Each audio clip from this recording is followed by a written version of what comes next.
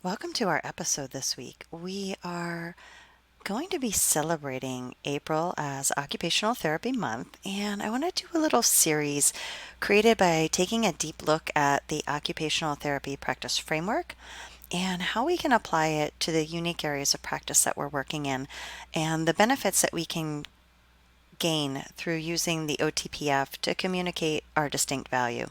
So let's jump in together.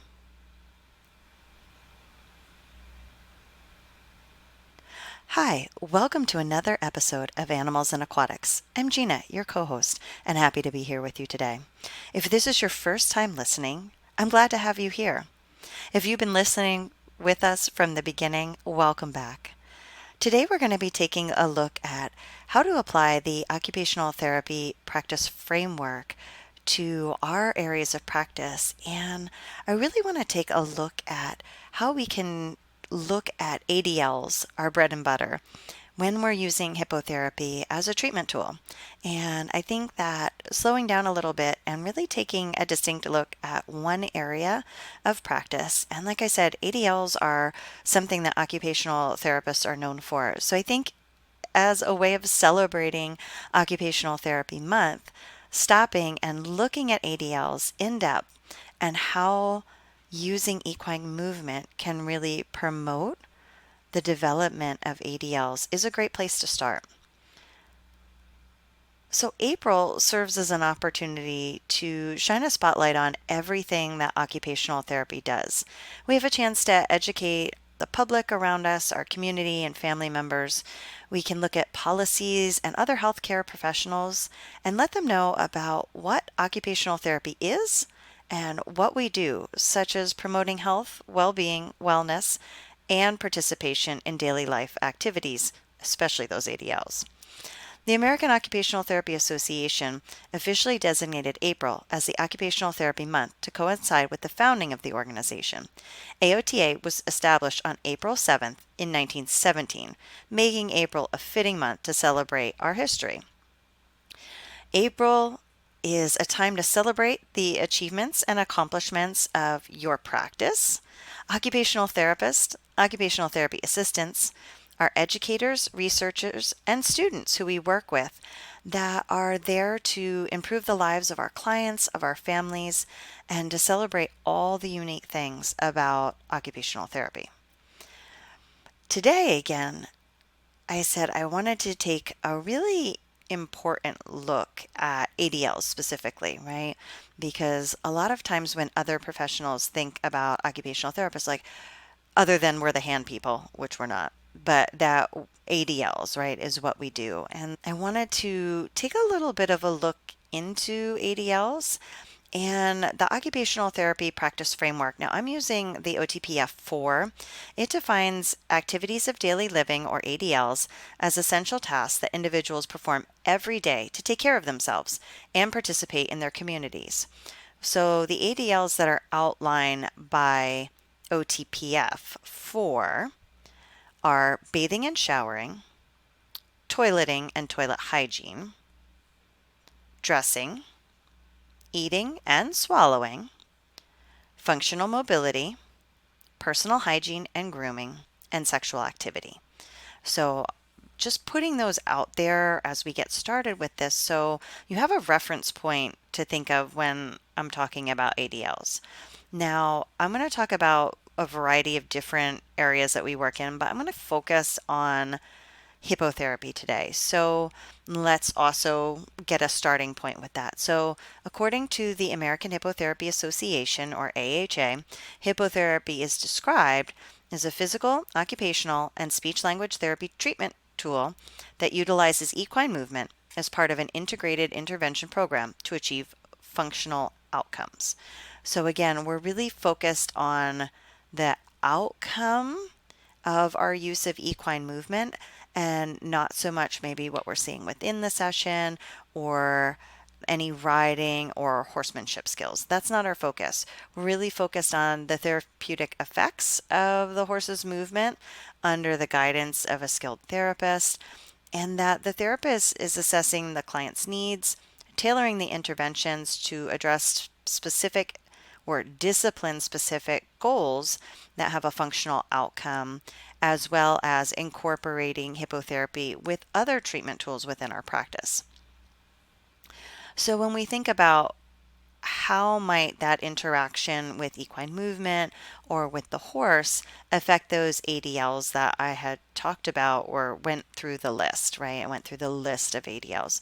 So how might equine movement impact some of those ADLs? Well, we can think about it through a number of areas. We can look at core strength and stability.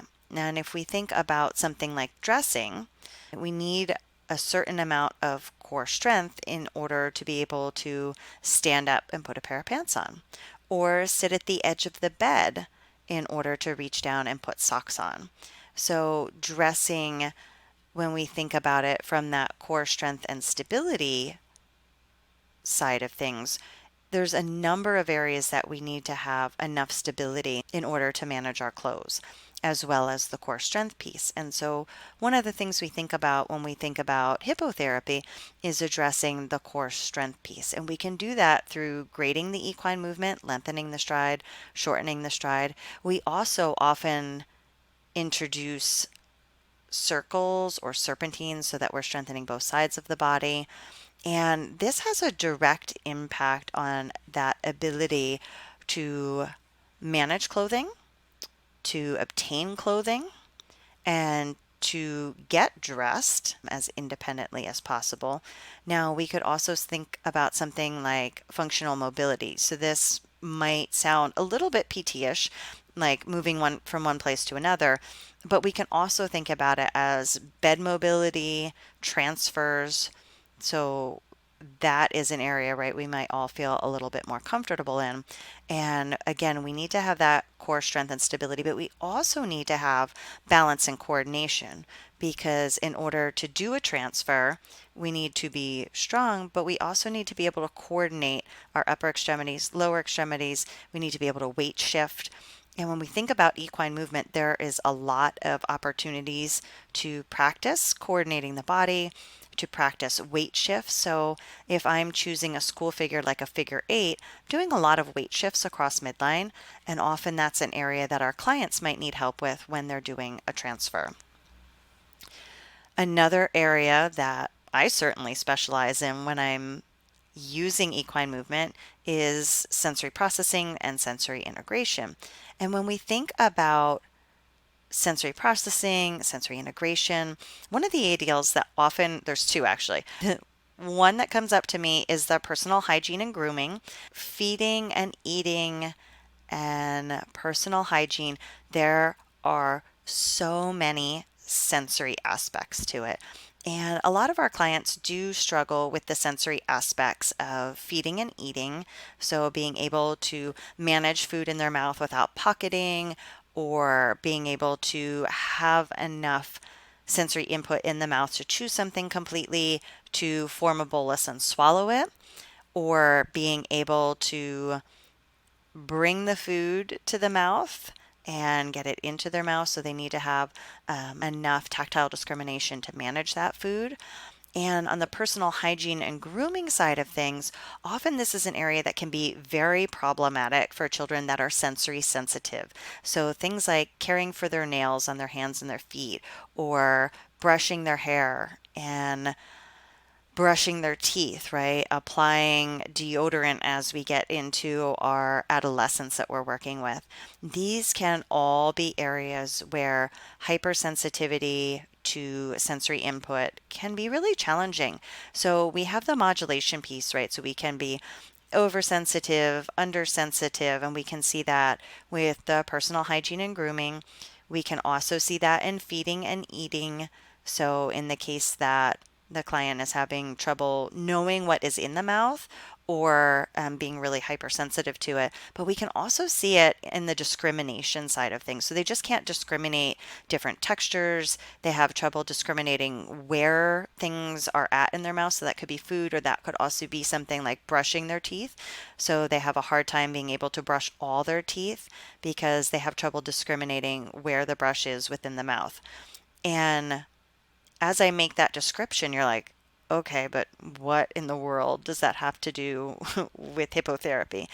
And I think that's where a lot of times we kind of miss the boat, or therapists have a harder time putting what they're doing together with sensory processing or sensory integration with equine movement and then tying it back to those ADLs. And in this case, a little aside here, the American Hippotherapy Association Sensory Connections course, we are working really hard to get that into a webinar format for you. So that's a whole treatment course based on this. So if you're interested, let me know, reach out to me. That'll be a great motivator for me and my team to get that finished up. But in this aspect, it's important to look at, are we treating a modulation issue or are we treating a discrimination issue? And we can work on both of those areas utilizing equine movement. We have lots of opportunities, both with the movement and also in the equine environment, to address these sensory issues. And we often see the ability of the client to help with personal hygiene and grooming of the horse or feeding the horse that can help them overcome their own sensory sensitivities and challenges. The last part I want you to think through is the motor planning and sequencing needed for ADLs. And whether that's dressing or bathing and showering, there's a lot of components that go into sequencing and planning out how we're going to bathe and shower, or what do we need to do to use the toilet. So one of my children is beginning potty training right now, and just the sequencing of everything in enough time not to have an accident, right, is a big piece. And the motor planning of when you're little, how do you get up on a stool and then turn around to sit down is really quite complex. So a lot of the kids that I work with have trouble with motor planning. They have trouble with sequencing. And when we think about dressing, there's a lot of components that go into both undressing and dressing in a sequential fashion, as well as then fasteners that go along with it.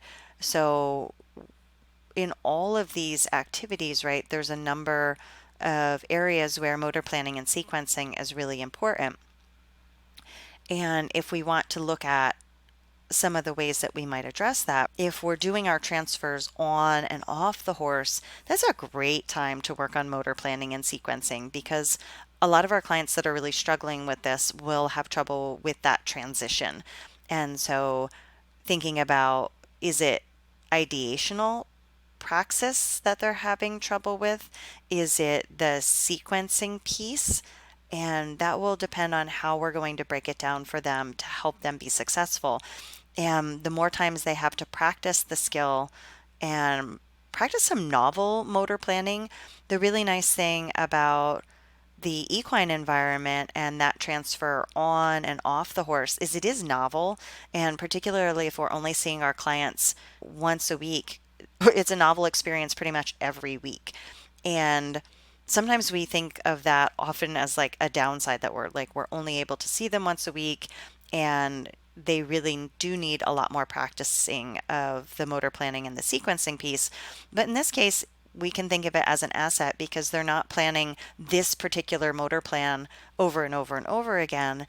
And they have an opportunity to do some novel motor planning. We get to see, is there more fluidity? Are they able to start to link the sequence together? Do they have an idea of how to initiate the sequence for the transfer?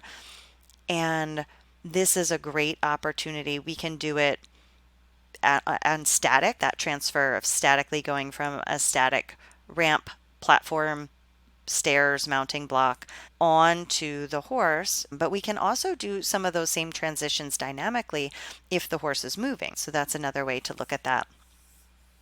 We've talked about equine movement and client positioning. So if we are doing a transition from a forward sitting to side sitting, we have that opportunity again to do the motor planning piece and sequencing. How am I going to move my body from this forward sitting position to a side sitting position?